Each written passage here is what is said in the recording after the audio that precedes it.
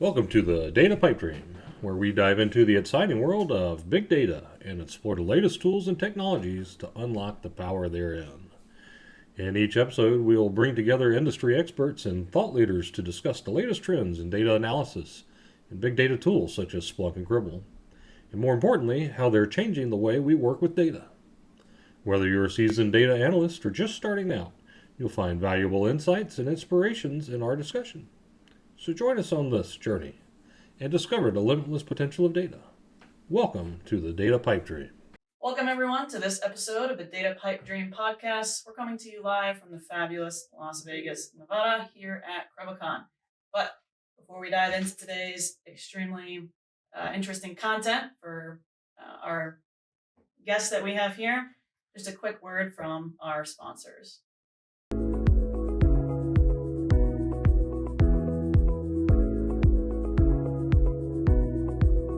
Oh look, it's that time again. What time, you ask?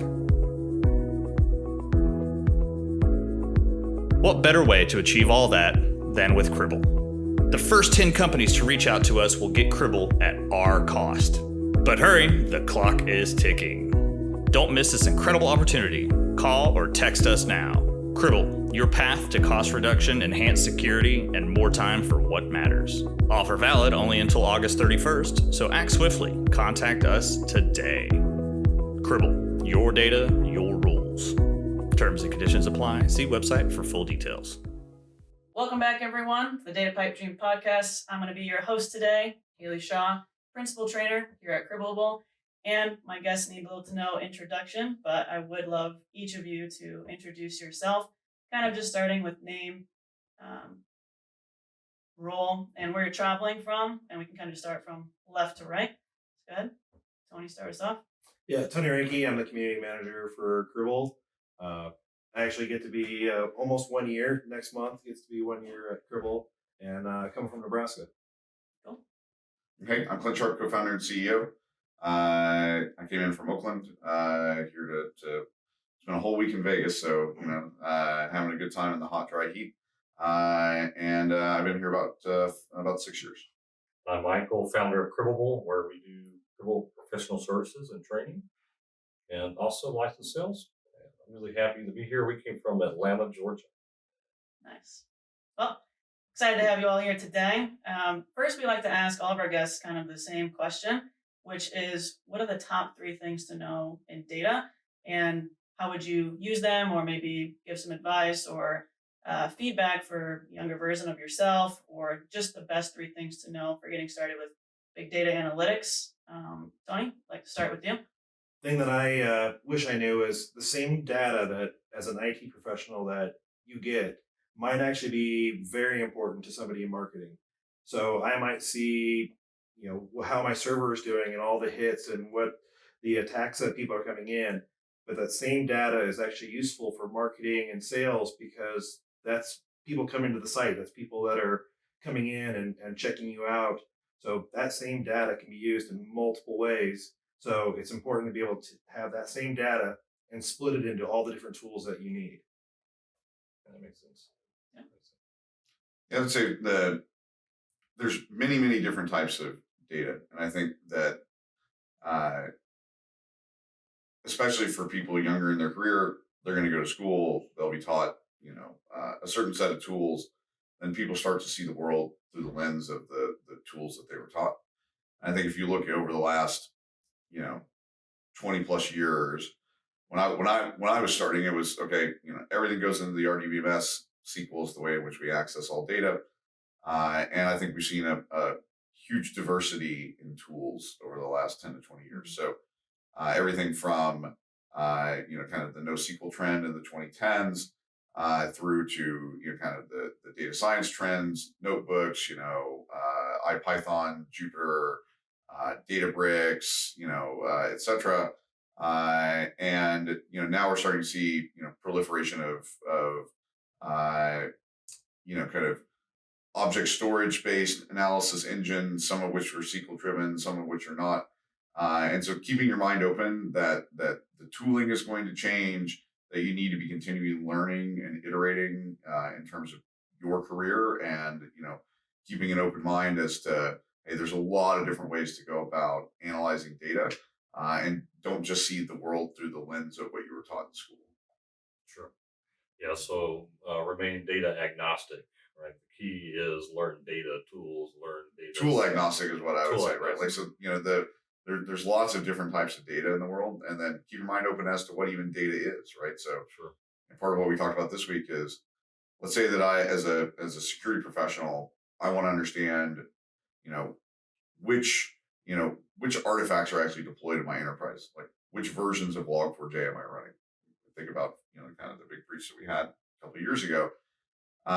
Today, there's a lot of specialized tools that I use to go ask and answer those questions. But really, in my view, this is all just data. Mhm. Which versions or which files, or what is the timestamp of this file in the file system? This is a data question that today we're answering through, I SSH, I run ls, I look at the timestamp on that file.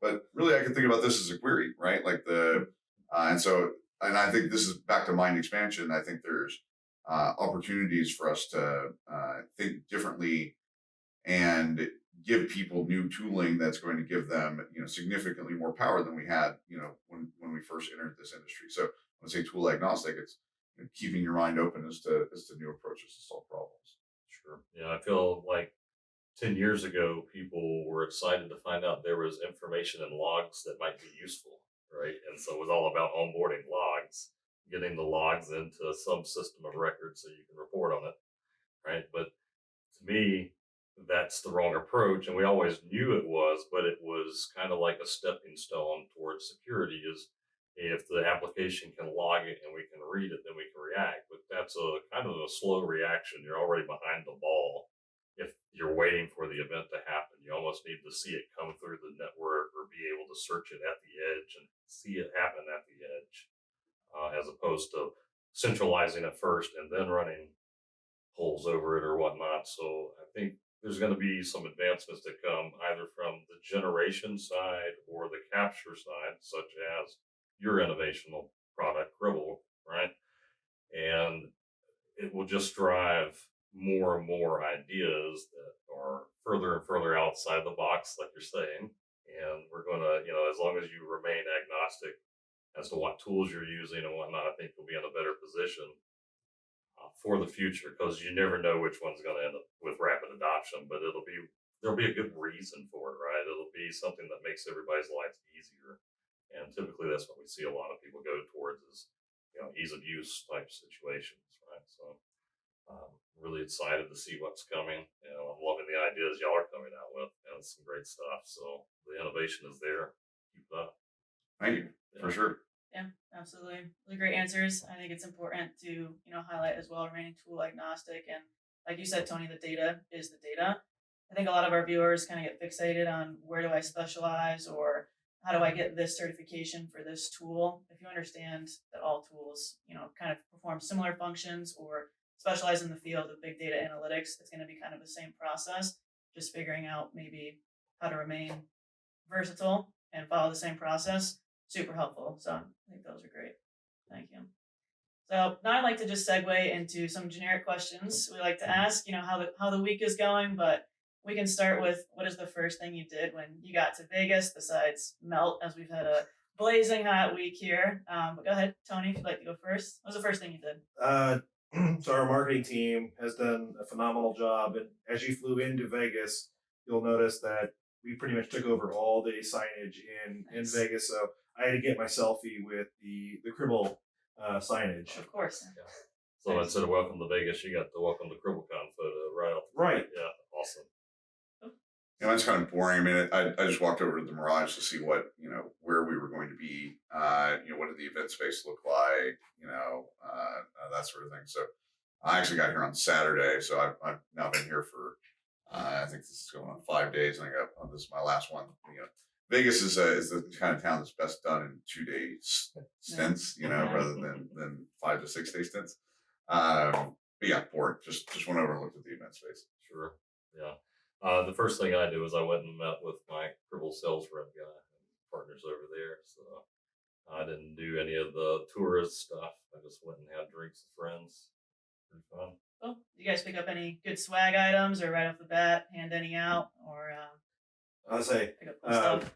I got to hand out some screaming goats, so that was a lot of Cool. fun to see see people pop open the box and test it out first couple times, and joked about hiding it in a boss's desk drawer or something. Yeah, I got updated copies of my of our T-shirts, which a couple of you guys are wearing, and then I've been getting my house is filling up with Cribl stuff, so I've been much more selective about the things that I pick up and take home, because my wife is like, there's no more room in the closet for any more shirts. Like if something comes in, something else has to go out. That's Mike? fun. Yeah, I was gonna say, the shadow box is definitely full by now of all the memorabilia. So I tried to pack light too, take as few home as I can, right? But I give it to everybody else now, so we'll be distributing, any extra shirts that we give to everybody we see in the community and whatnot, sharing the love. Best thing I ever got was this. I was at a Cubecon. I can't remember. It was maybe like 2019 or something. It's this fidget spinner, but it's metal. It's kind of like a boat wheel, like that you would turn a boat with. And I sit there and spin that thing like if you're on a conference call with me while I'm at home, like you'll hear this in the background, and like people's like, "What's that hit?" I'm like, "Oh, I'm playing with my fidget spinner." Fidget spinners have their run, Clint. Time to move on. Yeah, but now we're using the pop socket or the pop up things. It's just poppers. Yeah. So I also got I think we gave one out last year, but we had the like little game. So they're like the little, like they just all make different noises and different clicks and whatever. Like I'm just always doing something with my hands, so like something allows me to just like have something to mess around with. It's good. Sounds like you guys got a lot of swag, hand some out. Well, do you think you're gonna fit it all back in your suitcases? Do you think you over or underpacked? Or you got room to bring home some stuff? I made sure to bring the larger suitcase. Then Good idea. Yeah, I also checked as well because I brought tons of shoes because I wasn't sure if I was needed to wear we have some aqua shoes that I've collected over the years, so I didn't know if I needed to be like on brand shoes for the keynote. I just wearing what I had on, but and then I thought, I might end up shopping, so bring the extra suitcase and have room. Absolutely. Cool. Well, let's talk about the conference. This is your first Criblcon here in Vegas. I'd love to hear about how it went, any highlights from it, or top conferences or top events or demos that you guys have done at Criblcon. So yeah, we had the Cool Lab open all week, but the main event was Monday. Lots of on-screen demos. When you're actually showing live software, the nerds that know it get it, and it really gets you excited that it's not just more slides. You're actually seeing the product being used, and you can feel the energy from it. I know we've had a lot of people coming in afterwards the last couple days, getting the demos on search so they can see all their data that's sitting in their S3, so they can directly get it, or be able to connect through Edge and see what's live right on the system without having to do a lot of extras. So we have a lot of people coming in and wanting to see more. Yeah, so over 400 people, Nice.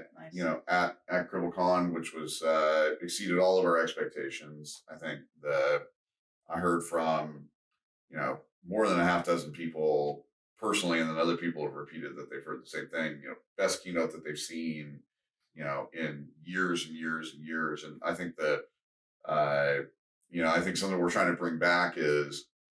For the audience that we have here today, it's primarily practitioners. It's people who are going to actually use the software, and so I think there's nothing better than to actually take the risk of getting up on stage and showing them the real product on top of real data with real use cases. And I think the most important part for Criblcon was kind of the mind expansion that I heard from. In fact, I had one guy, as he was leaving, was like, man, like, you really blew my mind. Like I've got all this data sitting in S3. I haven't been able to figure out how to analyze it. It's too expensive for me to move it. It's too expensive for me to put it into another tool. This search idea is just really amazing.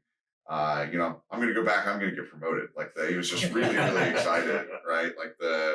And so, yeah, I think that's been super awesome to get. I mean, I probably spoke with, 100 to 200 customers or prospects this week. And so it's also bringing all of those people together. But I think possibly even more important from what I'm hearing from our customers is that they're talking to each other.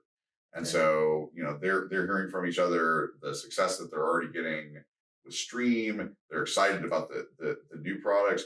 But it's the social proof that, hey, every customer who brings a product into an organization is taking a reputational risk. Like I'm coming in, I'm saying, hey, I'm going to champion this piece of software. I think it can help my business. But that costs money, and that ultimately now their reputation is on the line. And so when they get a chance to talk to other customers who have already been along that journey, they get the social proof that is, hey, this is less risky for me. Like if this other institution has already went through the same journey that I have, then I feel a lot more comfortable taking this up to my bosses and really taking the risk that this piece of software is actually going to do what it says it's going to do. And I think that's been probably the most empowering portion of the event, was getting everybody a chance to speak to one another. Yeah, reassurance through proof of concept from everyone using the tool. That's Yeah, great. and we saw during the demos in the Cool Labs, one person was getting a demo and someone would just overhear something and they'd migrate over, and now you have 3 or 4 different companies talking to each other, and they're just sharing ideas and, well, what if we have this, or oh, we also have that. So it's a lot of fun, and getting to hear people talk, and they're exchanging information so they can actually keep in touch on Slack and be able to keep going with all what they're learning together, so that they can all grow.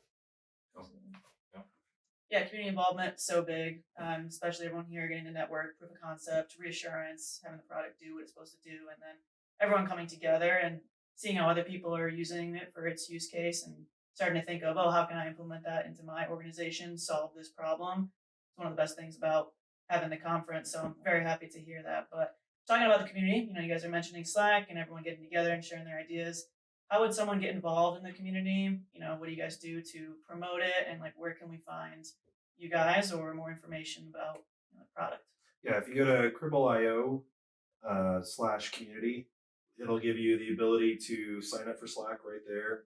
Perfect. It drops you right into there. Or you can go to community.cribl.io, and that is our online questions and answers, where you can post something, and typically we get an answer back within a few hours to get you. It might be the complete answer, might be the follow-up question to really dig in, but that way everybody can ask questions on or off Slack, because some companies you can't do Slack, so Right. it's a great opportunity. And we move the questions and the answers from Slack to the online community, and vice versa. If it's a great question, we'll actually post it in Slack also. And, hey, this person had a great question and this was an amazing answer.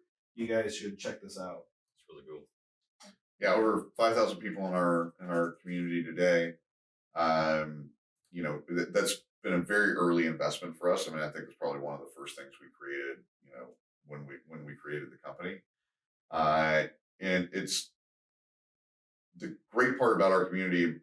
It's a function of kind of our stance on choice, is that you can not only get great answers to Cribl questions, you can get great answers to just questions about the industry and the products in general. So, you're asking questions about Splunk or Elastic or Grafana, or that somebody knows in that community, every one of those products. And so, and many of those answers are coming, as Tony mentioned, from not necessarily Cribl people. Obviously, we answer quite a bit of them as well, but from other community members at other organizations. And so, seeing the community grow and support and become sort of self-sustaining in terms of being able to support each other is one of the proudest things that we've done here, is that we're giving people an opportunity to meet a lot of their peers in the industry. And then when we have a live event here, like we did this week, it's a really great opportunity to put faces with names. Like, oh, I know you from Slack. Like thank you so much. You've been helping me for a long time.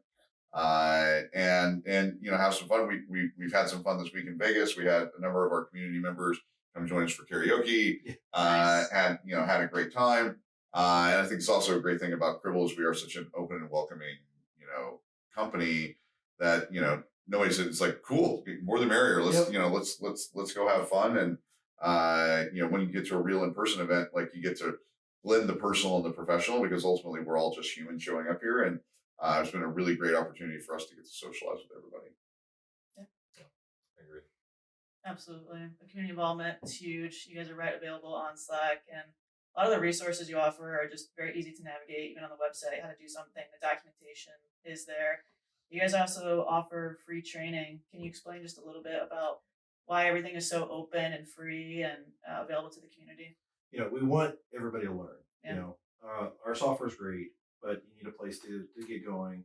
And instead of having to spend your budget on all the items to be able to use our product, let's get you in there. Let's get your hands on it. Get your, the free licenses we offer, the or the Cribl University that we have that tells you how to connect different things into your Cribl instance and the different sources and destinations. And um, you can take all the training all the way from sandboxes all the way through our certifications for user and admin and partner.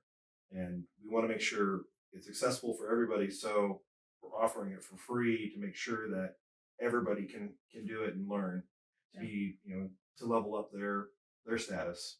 Time is the one finite quantity that we all have, right? And it's possibly the most valuable, commodity in the world. And so if you're willing to give us your time, we're going to give you the education. It's in our best interest. You will then become a champion for us. You will advocate for us. You'll tell other people about us.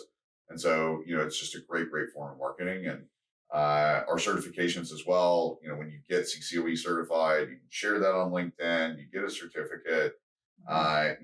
We want to make sure that it's really easy for our users to be able to share that they've achieved something, because it's not a huge investment, but it is an investment. And we think our users should be proud of the time that they're spending learning. Absolutely. Yeah, time is the cheapest investment, but sometimes the most important that we have is, a lot of our viewers often face a roadblock for where to get training and education. And it's not just time, there's cost associated with it. So very happy to see that all of your stuff is free and it's great content available to everyone in the community. Just really love to see that. Talking about training, is there any kind of sessions you'd like to talk about at Criblcon that really highlighted something for your users to learn? We had a few different use cases. I got to be part of the talk with Sean Cannon and kind of behind the scenes, and he had a problem where they had too much data for a lookup to really be useful. Mm. So he was able to quickly research, read it, connected it right in, and from right within the product, he can do a query into Redis and bring it back and inject the data right in to his data from the lookup. And from there, he's able to just get all of the data right in the tool. So he's not doing the CPU based cost, because the product he's using is the CPU based. So all that time that he was able to do in Cribl, he then saved on the other tool. So now he can do massive. I think he was saying 3 to 4 million row CSV lookup, and just trying to that's a lot of data, and he's able to do a lookup right within Cribl and bring it right into the data, so it's in his data stream as it goes to the tools that he needs. Yeah, enriching it in the stream, right? Yeah, it was amazing. Getting to see that. Where he's a nerd like us, so like in his presentation, he has an awk command, and right up there, and we're getting real into the actual command line tools. So it was a lot of fun. Yeah, we had a number of sessions on the main stage, and then users kind of sharing their own use cases, peer to peer. Great one around GitOps. I think that's an important area for people to be learning about how to fit Cribl into kind of a CI/CD workflow, where we're separating our development environments, our production environments. How does that stuff get reviewed, commented on, et cetera. So I really enjoyed that presentation. Well, a lot from the conference, a lot of technical speak, but let's talk about some of the fun stuff. Talk to me about Hulu. How was it? Yeah. Highlights from that. Any How'd the party go? call-outs? Yeah, how did the party go? I had a lot of fun. I got to hang out in the skee ball, playing some skee ball. Nice. I know there was a bunch of us. We found a 9-person foosball table, so we all got to get around and a little competitive, and had a lot of fun. But a lot of it was the hanging out and just getting to know the community and everybody, and we got to interact and have a lot of fun and drop the work a little bit and actually get to know each other. That's nice. We had over 500 people Wow. come, which was awesome. Also super proud of the team because we had to do kind of a last minute pivot. So we were in a restaurant that got flooded, something along those lines. And so we had to kind of last minute replan, where everything was going to be. But I thought it turned out great. I also did some skee ball. I did some, the magician I thought was super cool. Like I don't know how they do that. Went Like to Vegas, it's just the sleight of hand is just like so impressive. And then just tons of great conversations. And I mean, it went on for like good 4+ hours. So like it was and everybody seemed to have a really good time. It was still pretty busy when I think everybody left. So Nice. We had the local DEF CON chapter come and Oh, cool. and teach lockpicking. Yeah, Oh, that was people really cool. hadn't done that yet, and so that was always a staple of all like the security B-sides, and so people got to sit down and we were all talking while we were trying to pick locks, and it was a lot of great conversation. Yeah, that was a really cool table. I enjoyed that a lot. You had the acrylic lock that you could see the inner workings in, like the trainer lock. Yep. And they had just a whole ring of them and complexity going from, easy to hard. And I was like, oh man, I could stay here all night, but I gave it up, let other people do it. That was a lot of fun. I mean, the Like, movies, they just, can't be that hard, right? Right. So, he's good.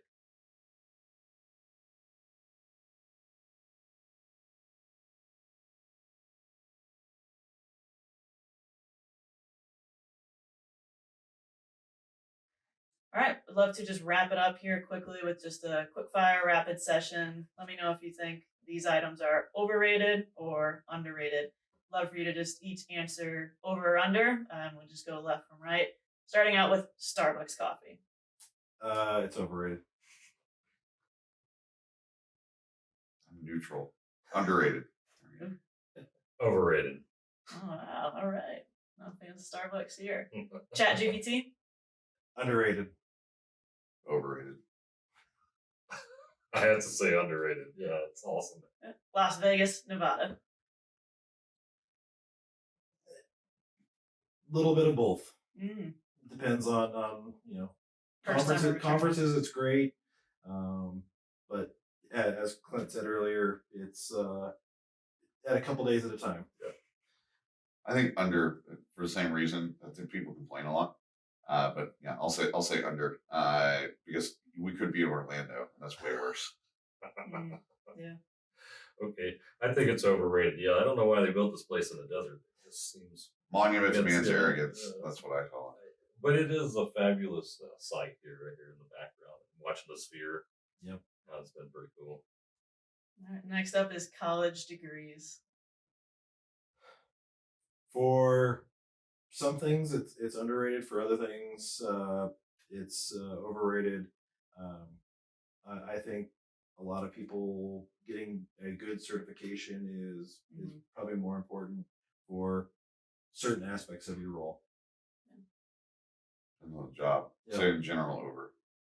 Yeah, I'm the same way, and I'm glad you went first because you said it way more eloquently than I could. So. All right, what about work from home, remote work? Underrated. Underrated. Yeah, definitely underrated. Craft beers, IPAs, where we at? Overrated. Over. Oh my god! I love the IPA. So no Starbucks and no craft beers. Oh, Cruise life for me. Give me a good whiskey bourbon. nice. For me, nothing's better than Red Stripe. It's good stuff. All right, what about Elon Musk? Over or underrated? I'm split on him. I like some of the innovation that he's put in, but not a fan of some of the other things he's done. So I'll still say he's underrated, though. All right. Over. I'm an overrated friend. Wow, no Elon fans. I'm an Elon fan, so I'm gonna say underrated. I like Elon. I like the guy. I just think Not that I'm not a fan. he's become a lot more human post the Twitter thing, like the Takeover. you know. But I mean, look, he's started multiple impressive businesses. He's definitely a very rare individual. But running a social network's a little bit of a different skill. I don't think I'd sign myself up for that. All right, what about pineapple pizza? It is underrated. I love pineapple pizza. God. Over. Hate it. Hate it. I don't know why it's so good, just the sweet and the salty. Yeah, it's definitely underrated. All right, what about bugs and software? They're underrated. That means you're pushing boundaries and you're trying to do something. Yeah, underrated. All software has bugs. Right, yeah. Fail fast. Easter eggs? Oh, underrated. Yeah, that's nerd gold. Yeah. And that's when you find those. That is bragging rights that you found it. For sure, underrated. Absolutely. There's a good one in our Choose Your Own Adventure game on Cribl.io. And let me know if you find it. Yeah, we'll absolutely have to check that out now. Cribl.io. Okay. Yeah, for me, it's definitely underrated, right? I feel like the development team should be given 20% of their time to develop, gamification methods. We actually have a game in Cribl as well. Let me know if you find it. Oh, yeah. A lot of Easter eggs to go find. Love it. Nice. Well, I'd really just like to say thank you for your time and joining us today on the Data Pipe Dream podcast. Tony, Clint, Mike, really enjoyed everything, all the insights. Congratulations on your first Criblcon. Very excited for next year. Any plans for next year? We don't know yet, but tuned. there will be a next year, and it would be bigger and better. It'll be fun. Awesome. All right, and we'll be there. Thank you so much. Looking forward to it. Cheers. Thanks.